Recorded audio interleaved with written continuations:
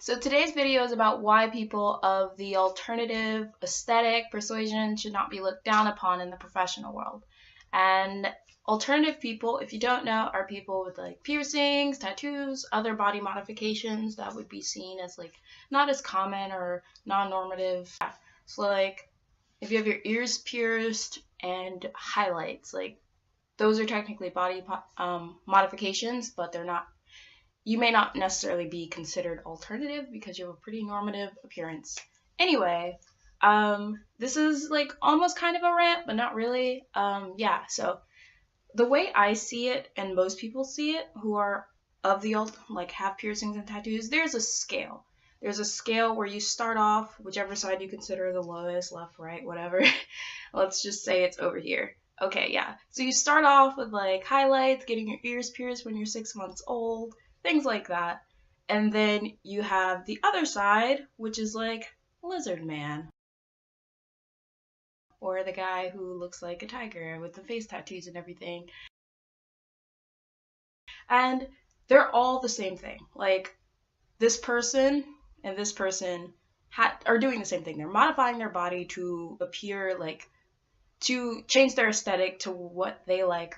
Yeah, so it's the same thing is my point. And it's really frustrating that people with stretched ears or tattoos, piercings are considered, like that's considered an unprofessional thing when it's just a different level of what is already accepted.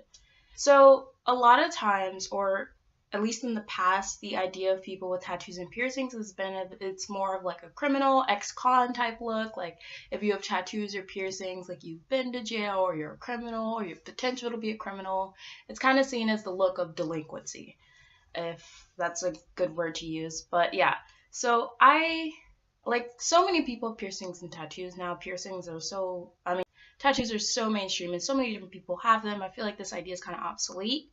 And that shows in the professional world. Like you start to see some people with like small wrist tattoos or something like that where it's not really that big a deal, or ankle tattoo. But overall, the idea of tattoos and piercings is still not necessarily accepted in the professional world.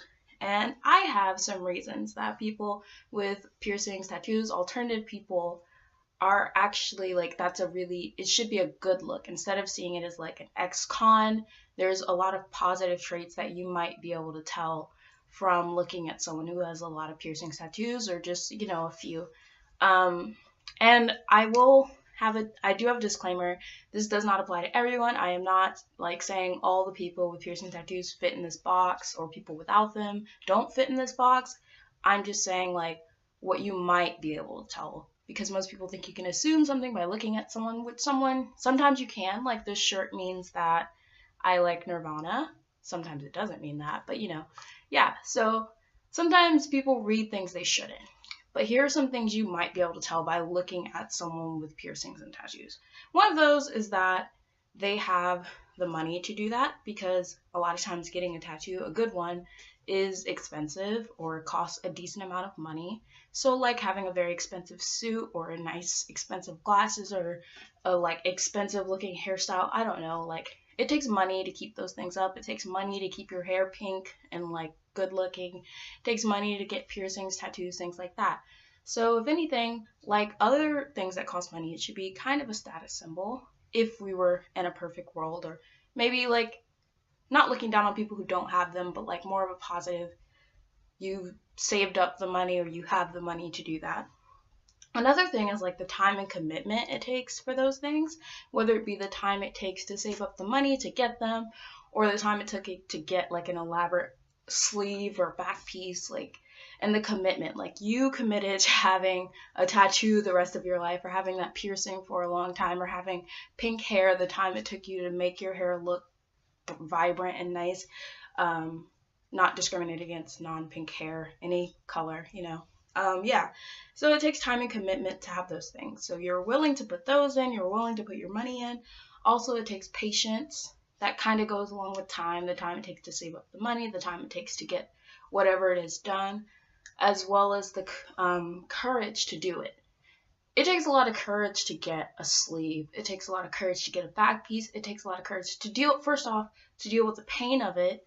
Also to have to deal with like what people are going to think, because right now we don't live in a world where these things are common. So it takes a lot to like deal with that.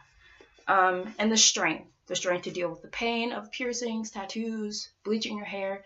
Not necessarily, your bleaching hair shouldn't be painful. If it is, you're doing something wrong.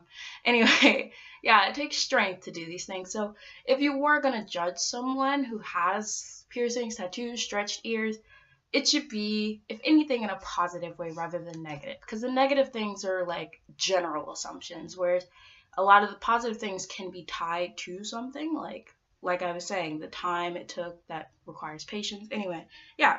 So another general thing, and this does not apply with everyone with tattoos and piercings, and it does not apply to everyone without them, but generally speaking, or what I've observed or noticed, is that people with piercings, tattoos, colored hair, and alternative aesthetic are typically creative.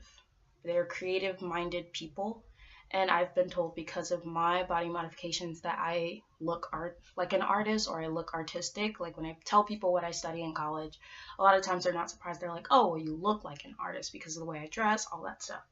And I want to stress that being creative isn't just painting and drawing.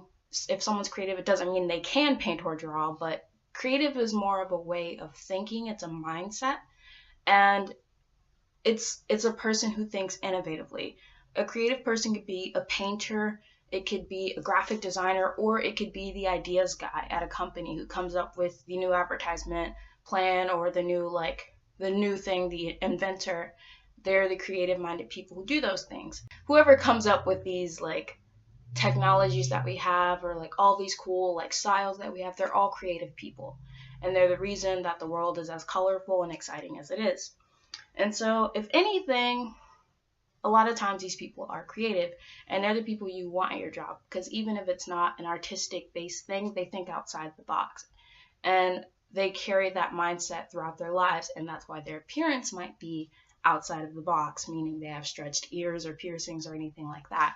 So I don't think that we should judge people in a negative way. I say we as if I don't have them, but like people should judge alternative people in a negative way. I feel like, first off, it's 2016. Let's move past like only people with tattoos or like people who've been to jail. I also want to stress some points that really, really bother me when it comes to the alternative appearance in the professional world. A lot of people think you're going to scare their customers, you're going to scare kids away. I have never in my life met anyone who was scared of me, or seen someone like scared of someone who has like piercings in their face or stretched ears. Like, I'm sure like maybe people with more like extreme modifications may deal with some of that from children, possibly, but speaking of people with like modifications here and there, or like a sleeve or something like that, no one's going to be afraid of them. No one's going to go to the store, get all of their groceries, see the cashier, realize they have piercings and tattoos, and decide they're not going to buy something. And if they are, there are very select few people who would be that extreme. But yeah, I don't think that it should hinder you from getting a job due to like customers being afraid or like upset about it, because when you walk into a business, you walk in there with a purpose, and what the person selling to you looks like isn't really going to make a difference. If the line is shorter for the guy with the arm sleeve, I doubt that's going to stop many people from going over there. A lot of times, like, especially nowadays, people don't even think about it. Unless you have like a really awesome tattoo or something like really like terrifying, probably aren't going to really pay much attention to it. Yeah, and also another thing, it's like the main jobs that won't let you have piercings and tattoos are like office jobs, where you're sitting at a computer in a desk/cubicle all day. Like, what difference does it make that you have stretched ears? Like, it's nonsense, basically. Like, the whole professional look thing, like how strict it is, bothers me so much. It irks me to my core. But yeah, like, I think that's like all I had to say. Sorry, I'm saying like so much. I think that's all I had to say about that. Sorry for the little rant towards the end there, but those are my thoughts. That's the whole spiel. Yeah, so I hope you guys liked this video. If you did, please like down below, and please comment your thoughts and ideas on this particular topic. And if you like videos like these, again, the like will help me decide what to film, what to talk about. And anyway, yes, thank you guys so much for watching, especially if you made it this far. Bye!